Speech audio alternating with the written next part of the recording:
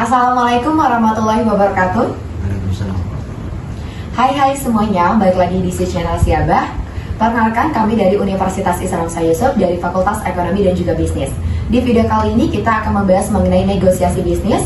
Dengan perkenalkan, nama saya Elis Risnawati dan juga di samping saya ada Abah Abdillah Sani dan rekan saya. Oke, baik teman-teman, kita langsung aja nih untuk mempersingkat waktu. Abah, menurut Abah nih untuk negosiasi bisnis itu pengertiannya apa sih, Bah? Negosiasi itu boleh dikatakan merupakan suatu perundingan, ya, suatu perundingan, suatu upaya dari dua pihak atau lebih untuk menyatukan suatu pandangan, ya kan, pandangan yang berbeda lalu kita melakukan suatu, ya istilah ininya kan musyawarah, bernegosiasi. Dalam negosiasi itu tentu ada pihak yang mengharapkan sesuatu dan tentu hal tersebut akan dikonter oleh pihak lainnya. Sebagai contoh, misalnya saya ambil katakanlah dalam rangka bisnis jual beli antar negara atau ekspor dan impor. Ya, dalam rangka ekspor impor itu untuk pengiriman barang itu ada 4 terminologi. Yang pertama, apakah si pembeli akan membeli barang di gudangnya si penjual langsung dia bayar saat itu juga. Itu namanya adalah ekspor. Atau bentuk kedua adalah si penjual akan mengirimkan barang ke pelabuhan dari negara eksportir, misalnya kirim ke Tanjung Priok, ya, barang sampai naik ke atas kapal yang akan mengangkut, itu namanya free on board. Atau pilihan ketiga adalah yang berikutnya, dari si penjual barang dikirim melalui kapal laut atau kapal udara sampai ke pelabuhan negara tujuan ekspor atau pelabuhan negara si importir. Ya kan? Atau pilihan yang keempat itu akan dikirim langsung ke kantornya si importir, ke kantor atau ke gudangnya importir. Berarti kan di sini ada 4 pilihan, ya. Yang pertama adalah ekspor, yang kedua adalah free on board, yang ketiga itu bisa cost and freight atau cost insurance and freight sampai ke pelabuhan si importir. Kalau sampai ke kantornya si importir namanya delivery duty paid. Nah, kedua belah pihak bertemu untuk merundingkan. Si importir bilang, saya mau beli produk Anda diantar sampai tempat kantor saya, tapi saya maunya harganya harga ekspor. Kan ekstrim, murah banget, padahal perjalanan jauh. Sebaliknya si penjual atau seller akan mengatakan dia maunya adalah harganya delivery duty paid sampai kantor, tapi kamu bawa sendiri, hasilnya ekspor. Nah, itu kan ekstrim dua-duanya, nggak mungkin. Maka bernegosiasilah kedua belah pihak sampai disepakati bahwa akan dikirimkan sampai ke pelabuhan eksportir saja, yaitu free on board. Nah, jadi di sini terjadi negosiasi yang lain lagi. Ini gimana nih, harganya berapa, kan gitu kan? Karena masing-masing ekspor maupun FOB maupun CIF maupun CFR maupun sampai DDV itu otomatis harganya beda-beda karena ada resiko. Ya kan, kalau ekspor kan nggak ada resiko bagi si seller, dia dibayar langsung diambil sendiri, diangkut sendiri, berarti harga murah kan. Tapi kalau misalnya sampai pelabuhan, otomatis kan ada ongkos tracking, biaya ya pengangkutan sampai ke pelabuhan. Apalagi kalau sampai ke pelabuhan negara importir, apalagi sampai ke kantor pajak, resiko, berarti harganya kan masing-masing beda. Nah, terjadilah negosiasi bargaining, tawar menawar, terus kemudian dinegosiasikan juga, bayar pakai mata uang apa nih, mau dolar atau rupiah, oke. Terus kapan nih diserahkannya nih, terus kemudian cara bayarnya gimana, apakah pakai LC, letter of credit, atau pakai telegraphic transfer biasa, atau apa, terserah. berarti kedua belah pihak kan berunding, itu yang namanya negosiasi. Tapi Mbak, menurut Abah ini kan tadi kita bahas mengenai negosiasi misalkan penjualan antar beda wilayah. Itu penting nggak sih Mbak untuk kita tuh menguasai atau kita tuh ekspor di bidang negosiasi ini untuk dalam suatu bisnis gitu? Untuk menjadi ekspor tentu nggak perlu ya, karena kan kalau ekspor ya artinya udah ahli negosiasi. Tapi paling tidak kita tahu dalam negosiasi itu, ketika Elis mau negosiasi, minimal kamu udah tahu harganya.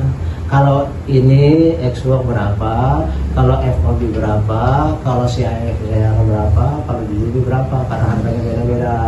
Nah, terus kemudian kamu juga tahu kalau dikirim dari tempat kamu ke tempat pelabuhan itu ongkos berapa, kan harus dihitung. Terus apalagi ke sini ke negara importir ongkos berapa, ya kan. Dan juga kamu tahu persis kondisi dari produk kamu, karena nanti importer akan bertanya-tanya mengenai produknya. Berarti kalau misalnya ditanyakan tentang apa produk, itu kan berarti kamu harus punya produk knowledge. Bahannya dari apa, desainnya bagaimana, terus kemudian keunggulannya apa dan sebagainya. Jadi tidak mesti harus menjadi seorang ahli negosiasi, tapi paling tidak memahami poin-poin apa yang harus dinegosiasikan. Itulah yang kemudian kita kenal dalam negosiasi, bisa dicari di ChatGPT. Apa itu namanya? BATNA, BATNA, coba cari dari di dalam ChatGPT. Syarat negosiasi yang bagus, kedua belah pihak harus memahami BATNA. Itu paling kurang. Apa itu BATNA? Untuk BATNA itu dalam negosiasi bisnis, best alternative to a negotiation. Best alternative to negotiasi agreement. Berarti kita harus memahami alternatif apa yang terbaik untuk mencapai suatu negosiasi yang berhasil, ya kan? Berarti misalnya katakanlah Anda selaku seller, berarti pilihan-pilihannya adalah itu tadi. Kalau Anda mau belinya di gudang saya, harganya sekian. Oke, kalau Anda mau saya nganterin ke pelabuhan, harganya sekian. Kalau saya harus mengantarkan ke pelabuhan Anda, harganya sekian. Kalau sampai kantor Anda, harganya sekian. Itu pun misalnya saya syaratkan bahwa Anda minimal harus pesan sekian banyak, gitu. Jangan sedikit karena biayanya kan mahal. Terus kemudian juga saya persyaratkan kepada Anda bahwa barang yang harganya segitu itu dengan harga katakanlah $1 per item itu adalah kualitas B, bukan kualitas A. Itu bagi si seller, bagi penjual. Tentu bagi si pembeli dia punya syarat juga, best alternative to negotiate juga kan, supaya tercapai agreement antara kedua belah pihak. Maka dia pun mensyaratkan, oke, saya akan beli sekian banyak dan Anda harus ngantar ke pelabuhan saya, tinggal saya ambil nanti. Tapi saya maunya bayarnya adalah kalau dokumen-dokumen pengiriman sudah saya terima, baru saya bayar. Lalu kemudian kamu bilang, enggak, saya maunya begitu dokumen saya serahkan ke bank, kamu udah harus bayar. Itu kan negosiasi. Berarti kedua belah pihak itu harus tahu pilihan-pilihan yang terbaik. Ya, oke, kata kamu si pembeli, saya mau harga sekian, tapi saya maunya kualitas A dong, jangan kualitas B, gitu kan? Nah, kamu tawarkan lagi alternatif berikutnya. Oke, kualitas A boleh, tapi tentunya Anda belinya harus sekian dalam jumlah yang lebih besar. Tadinya cuma 500 pieces, sekarang saya maunya saya kasih kualitas A dengan harga sekian kalau Anda belinya 1000 pieces, gitu kan? Jadi ada minimalnya. Ada minimalnya, kan biasa itu udah perdagangan gitu ya. Ada minimal pembelian untuk harga sekian, kan normal aja tuh. Lalu kemudian dia keberatan lagi. Jangan 1000 lah, saya nggak punya duit beli banyak begitu. Gimana kalau 700? Wah, kata kamu 700 itu nggak, ini untung saya tipis banget, kegedean ongkosnya. Gimana kalau 900? Terus akhirnya berdua tuh bernegosiasi sampai dicapailah kesepakatan. Oke, yang dibeli 750, kualitasnya A. Terus kemudian dicapai kesepakatan bahwa nanti akan ada repeat order, gitu. Berarti kan alternatif yang harus diberikan kepada mitra bisnis supaya tercapai kesepakatan yang sifatnya apa? Win-win solution. Artinya satu, kamu dapat order lebih gede, kedua kamu dapat repeat order, ya kan?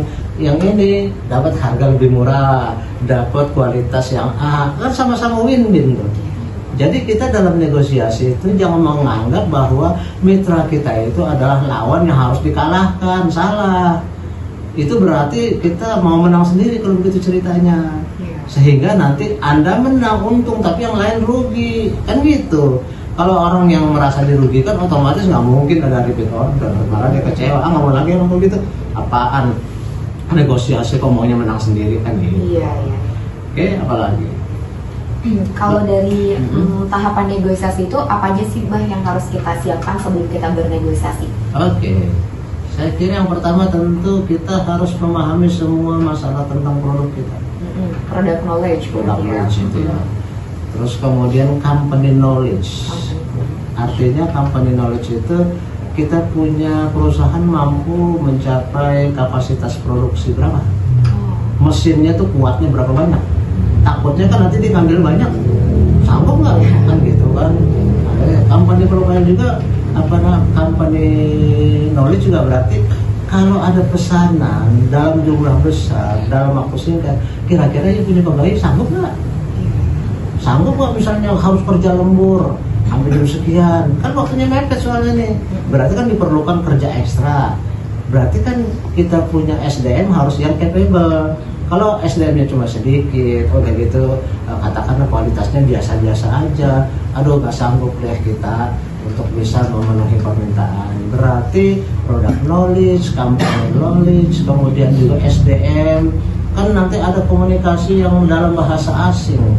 Baik Anda maupun staf Anda yang akan menerima surat dan sebagainya, kira-kira sanggup nggak? Kan gitu ya? Iya. Nah, itu berarti persiapan yang harus dilakukan. Tahap kedua tentunya kita ketemu, ya kan? Ketemu di sini Anda harus lihat juga konteksnya. Eksportir datang ke negara importir atau importir datang ke negara eksportir. Karena apa? Yang didatangi itu akan menjadi host. Host berarti kan nyambung. Welcome speech, ya kan? Selamat datang kepada Mister ini. Terima kasih Anda sudah bersedia mendatangi perusahaan kami, gitu kan? Nah, baru kemudian setelah welcome speech itu, kita mulai dengan membuka sesuai dengan penawaran saya. Ini produk saya, ini dengan harga sekian. Disitulah dimulai. Berarti terjadilah perundingan. Oke? Setelah terjadi perundingan itu berlangsung. Nah, perundingan itu sendiri bisa saja dia suatu perundingan yang lancar, bisa juga perundingan yang alot. Tergantung. Kalau masing-masing kedua belah itu ngotot kan jadi alot, jadi panjang ceritanya kan. Kalau udah alot kayak gitu biasanya itu gimana Pak? Sebenarnya alot itu dia tergantung juga dari kultur masing-masing ya, dari masing-masing orang. Anda dari Indonesia, ya. Terus kemudian berunding dengan katakanlah dengan orang Jepang. Kulturnya orang Jepang itu mereka adalah terbiasa untuk komunitas atau kelompok, sehingga yang dirundingkan dengan Anda itu nggak langsung diputuskan secara individu. Dia akan kontak lagi kepada perusahaannya, minta arahan lagi, gitu. Otomatis kan jalannya dipanjang, ya kan. Jadi berunding dengan orang, negosiasi dengan orang Jepang, Korea, Cina, Taiwan itu nggak mungkin cepat. Oh, jadi memang beda, setiap negara itu beda kulturnya ya. Tapi kalau Anda berunding dengan orang-orang Kanada, Amerika, Australia, mereka kan individual, nggak perlu nanya-nanya sama kelompok, langsung dia memutuskan sendiri. Kalau resikonya yang dengan orang-orang China atau orang-orang kita kenal dengan high context communication, itu memang lama, tapi kalau udah dipercaya bisa repeat order terus, berkelanjutan. Sementara kalau dengan orang-orang konteks ya, seperti orang-orang Amerika, orang Kanada, orang Inggris, terus kemudian negara-negara Eropa, karena mereka individualis bisa langsung memutuskan tanpa berunding, tapi dengan catatan jangan terlalu berharap bisa repeat order. Kemungkinannya adalah sekali dan selesai. gitu. Belum tentu juga, bisa juga, tapi Anda lebih kemungkinannya lebih susah untuk dapat order karena mereka individual. Bisa berubah dia mainnya. Oke, kalau dari segi prinsip negosiasi itu kan tadi sebelumnya kita pernah membahas win-win solution. Nah, selain dari win-win solution itu ada apa lagi aja, Mbak? Ya, kita harus punya suatu prinsip komunikasi yang disebut sebagai assertive communication. Sebab dalam negosiasi itu ada macam-macam orang. Ada orang yang sifatnya ngegertak. Dalam negosiasi itu sifatnya menekan, menyerang. Dengan tujuan Anda tertekan dan menyerah, akhirnya menuruti. Ada kan seperti itu kan? Yeah. Jadi dalam negosiasi itu galak banget gitu loh. Ada juga yang terlalu rewel macam-macam. Anda harus siap dengan kondisi itu. Tapi juga ada orang-orang high contact seperti Jepang, Cina, dia lebih banyak mendengarkan. Jadi dia tidak banyak menyerang, tapi dengarin aja, pasif. Ya kan? Nah, kedua bentuk itu tentu ada plus minusnya. Ya kan, kalau melakukan negosiasi seperti itu, kira-kira keuntungan apa yang Anda dapatkan, kerugian Anda apa? Kalau Anda pakai stylenya yang defensif, menerima aja, tentu juga ada minusnya, ada plusnya. Maka yang paling baik dalam komunikasi suatu negosiasi adalah biasanya yang sifatnya asertif. Anda menyerang, tapi orang tidak merasa diserang. Anda menekan, tapi orang tidak merasa ditekan. Itu dalam hal penggunaan bahasa. Bahasa asertif adalah bahasa di mana Anda bisa mengungkapkan semua persoalan Anda tanpa orang lain merasa tersinggung. Contohnya apa yang tersinggung? Kamu nawarin satu item itu $10. Kalau kata si importer, ngarang kayak gitu $10. Jelek gitu, kan Anda pasti terpancing emosinya kan. Anda harus bisa pakai bahasa asertif. Kira-kira bagaimana bisa menjelaskan kondisi Anda seperti itu? Kira-kira gimana? Kalau Anda diserang, barang jeleknya gitu harganya mahal. Mungkin ada penjelasan dari produknya kali ya, penjelasan kenapa dia bisa harganya mahal. Bisa juga mungkin karena dari kualitas produknya atau dari pengirimannya juga itu bisa mempengaruhi dari si harganya tuh mahal kayak gitu sih. Kita menjelaskan dari kualitas produknya. Itu asertif. Jadi kita bisa memberi penjelasan sehingga bisa mematahkan argumen dia, tapi dia tidak tersinggung. Tapi kalau misalnya Anda balasnya dengan cara yang kasar juga, ya udah beli aja ke sono. Kan jangan jadi ya. Dia mendesak, Anda ngambek, ya selesai. Tapi kalau Anda mampu menjelaskan dengan bahasa yang bagus, berarti kan Anda mengungkap. Sebenarnya Anda kesel, tapi Anda melampiaskannya dengan cara yang baik, dengan cara yang asertif. Maka dia jadi yakin dan bisa menerima, tapi dia nggak tersinggung. Nah, itu komunikasi yang baik dalam negosiasi. Oke, ada barangkali yang apa sih Mbak contoh situasi komunikasi asertif sangat diperlukan? Contoh komunikasi asertif ya kayak tadi itu. Kalau misalnya Anda ditawarkan suatu penawaran yang membuat Anda sebel, yang membuat Anda ilfil, apakah kan saya katakan namanya komunikasi itu ada yang sifatnya agresif. Agresif kalau dibalas agresif kira-kira jadi apa? Apa kira-kira? Lawan agresif, Anda balas dengan agresif.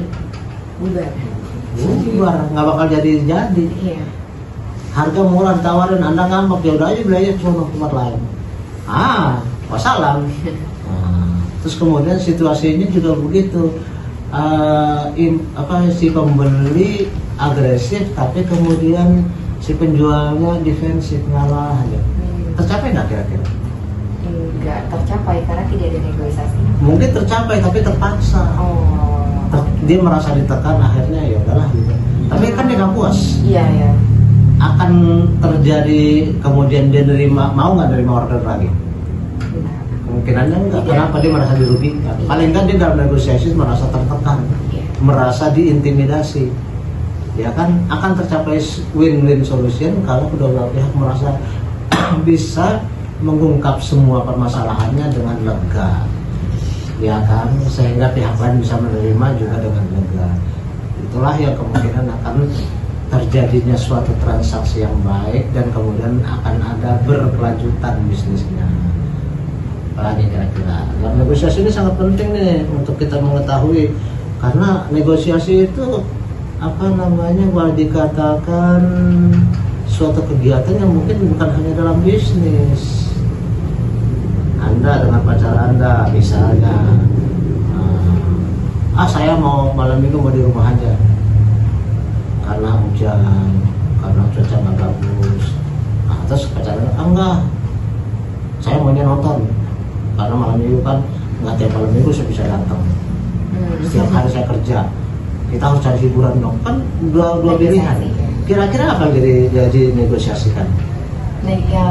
Jalan tengahnya di rumah aja.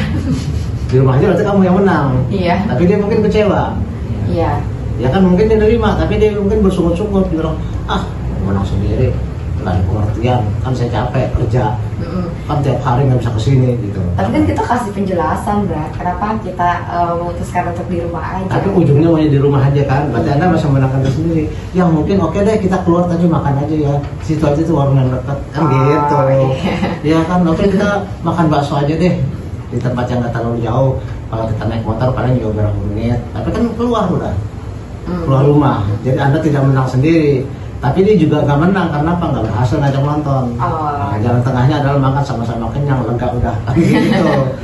Begitu juga katakanlah misalnya pasangan suami istri, dia punya uang terbatas, istrinya mau beli ini, suaminya pengen ini, anak-anaknya pengen itu, kan negosiasi.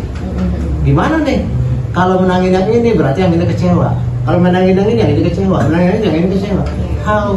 Bagaimana kita? Nah itu negosiasi, dan itu kan barangkali ya termasuk kamu di sini datang kan negosiasi nih pasti. Iya. Ya kan bernegosiasi. Jam berapa nih? Ketemu di mana nih? Gitu kan? Terus gimana nih? Saya kan harusnya minggu kemarin tapi saya nggak sempat. Boleh nggak saya masuk ke kelompok kamu? Itu kan negosiasi kan?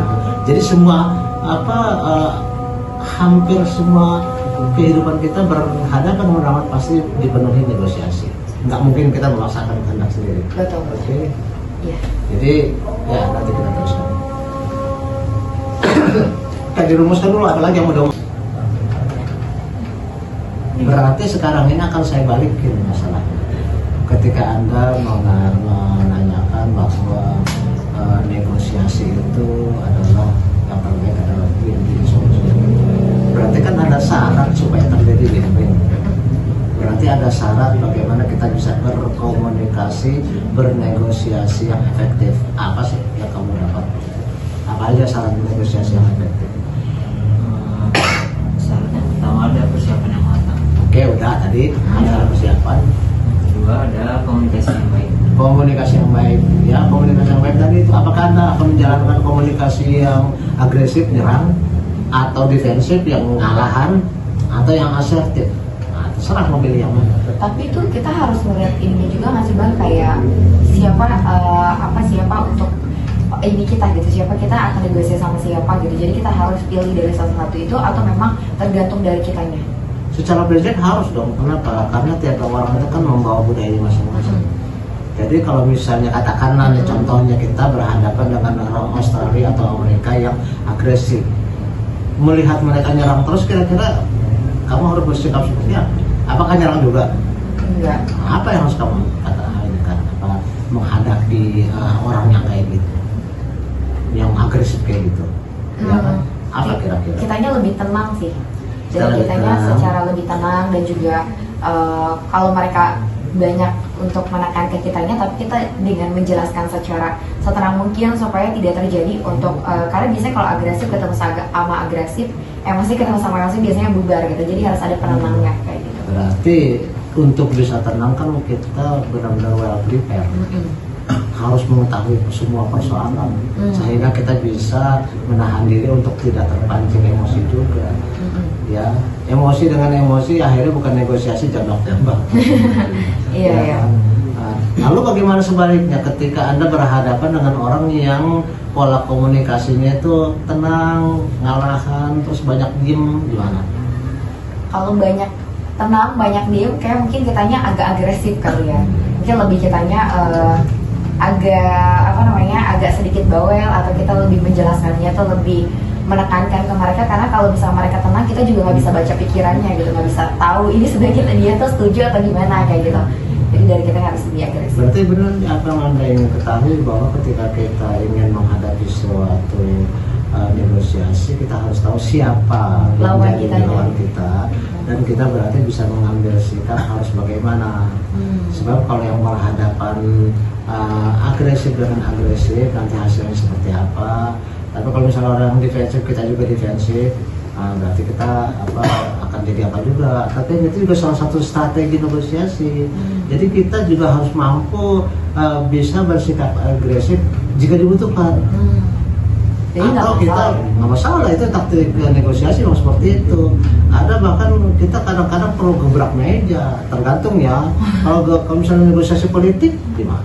Iya. Kan kalau bisnis sih mungkin nggak bisa dipakai. Tapi kan negosiasi politik kadang-kadang gebrak meja, Prabowo sampai lempar HP. Ya, itu kan dalam rangka bernegosiasi itu. Dia berusaha untuk melancarkan tekanan. Gitu loh. Jadi ada kalanya saat itu juga dibutuhkan suatu sikap yang agresif.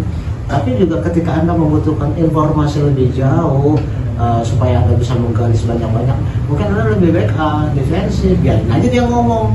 Dia ngomong kan kita jadi banyak tahu informasi, ya kan. Kalau kita banyak ngomong juga nanti dia nggak jawab-jawab. Dua-duanya ngomong melulu kan. Kadang-kadang kita perlu untuk bersikap lebih lembut, lebih tegas, lebih defensif, lebih agresif, atau kita bisa apa, itu semua kan dalam rangka taktik negosiasi. Tergantung situasi dan tergantung kita berhadapan dengan siapa, tergantung juga kita dalam posisi apa, ya kan. Yang jelas dalam negosiasi itu adalah kedua belah pihak kita adalah equal level. Jadi artinya sama-sama kuat. Jadi jangan merasa, kadang-kadang UKM kita itu terus terang aja berhadapan dengan orang asing itu udah minder duluan. Pertama bahasanya kurang, penguasaan bahasa. Kedua juga kesiapan preparing for knowing juga kurang, ya kan, pengetahuan juga nggak jelas. Sehingga ketika diserang sedikit mereka down duluan. Ujung-ujungnya mereka mengalah pada harga yang ditekankan. Padahal justru maunya dari sana seperti itu. Justru mungkin agresivitas dia dalam bernegosiasi memang taktik dia, ya, berhadapan dengan wah ini orangnya cemen nih gitu kan, ini orang ini nggak ngerti apa-apa, gue tekan supaya harga murah kan gitu. Jadi Anda juga seperti itu dalam berhadapan, siapa lawan saya, kira-kira ada posisinya apa, kira-kira dia menguasai masalah apa, kira-kira dia itu di owner atau hanya manajer. Kan beda ya. Kita berhadapan dengan manajer dengan di owner kan beda-beda. Kenapa? Kalau cuma manajer berarti kan harus nanya lagi ke pusat. Tapi kalau owner saya mutusin sendiri kan gitu. Keputusan bisa lebih cepat. So bagaimana taktiknya? Ya memang kita harus belajar dalam arti the effective negotiation techniques. Sebab saya katakan tadi negosiasi itu not only about business, dalam rumah tangga, dalam pergaulan, dengan teman, dengan apa, semuanya butuh negosiasi. Jadi kalau kita menguasai teknik-teknik, terus kemudian juga katakanlah ada kepentingan tertentu, kamu aja dengan dosen misalnya katakan ada tugas, terus kemudian kalian terbentur dengan jam kerja dan sebagainya, tentu kita bernegosiasi. Betul. Jadi memang bernegosiasi ini nggak cuma buat bisnis saja, tapi buat kehidupan sehari juga kita. Selalu mengatakan sejak awal perkuliahan kita bahwa komunikasi bisnis ini memang konteksnya komunikasi dalam rangka bisnis. Tapi yang namanya komunikasi itu adalah sesuatu hal yang kita lakukan di segala bidang kehidupan. Jadi taktik-taktik dari komunikasi itu bisa kita terapkan di semua. Yang penting kita ngerti prinsipnya. Pertama prinsipnya kan kita harus encoding, memilah dan memilih apa informasi yang mau disampaikan. Terus informasi itu kita rumuskan menjadi pesan, message. Terus kemudian kita pilih apa media yang tepat untuk menyampaikannya. Apakah kita harus datang ke dia face to face, atau kita cukup WA, atau kita perlu juga video call, atau harus dengan kuat, dengan surat, ya, dengan dokumen tertulis. Itu berarti kan pemilihan media. Terus kemudian lagi kita harus tahu siapa yang mau kita ajak ngomong, yang kita mau sampaikan pesan, siapa, backgroundnya apa, biasanya dia bagaimana gitu kan, posisinya seperti apa, supaya apa? Supaya dia nanti bisa mencerna pesan kita secara baik. Sebab kalau orangnya bukan tepat, komunikasi salah, pesannya bagus sekali pun nggak akan kena. Anda bicara rumit masalah teknologi, tapi audiens kamu siapa? Katakanlah mereka orang-orang yang nggak ngerti gituan, ya sama aja bohong gituan, ya kan? Terus nanti itu akan menentukan apa decoding mereka dan apa respon mereka. Ketika mereka merespon, ingat perhatikan di belakang itu ada feedback, bukan feedback, noise. Ya, yang saya katakan tadi, ketika kita bicara banyak berisik, banyak orang ngobrol, atau noise-nya ada di kepala, kamu ngajak ngomong orang tuh lagi nggak konsen, dia lagi bermasalah. Kamu cuma ngomong kan? Iya kan? Atau mungkin juga ada yang sifatnya deviasi komunikasi. Anda ngomong, tapi dalam diri Anda sudah ada suatu stereotype. Wah, kalau saya ngomong sama orang Jawa kayak begitu. Kalau saya ngomong sama orang Batak kayak begitu. Kalau saya ngomong orang Padang, itu ada stereotype yang membuat Anda takut bahwa komunikasi yang Anda sampaikan itu bias, melenceng. Apalagi sudah ada like and dislike. Jokowi ngomong apapun maka orang-orang hater nggak akan senang. Tapi sebaliknya kalau Anies yang ngomong langsung diterima. Nah, itu berarti kan psikologi ya. Berarti kita harus juga tahu siapa yang jadi kita punya penerima pesan. Sehingga nanti kita akan bisa melihat apa feedbacknya, dan dari feedback itu kita akan merespon lebih lanjut sesuai dengan apa yang sudah kita sampaikan tadi.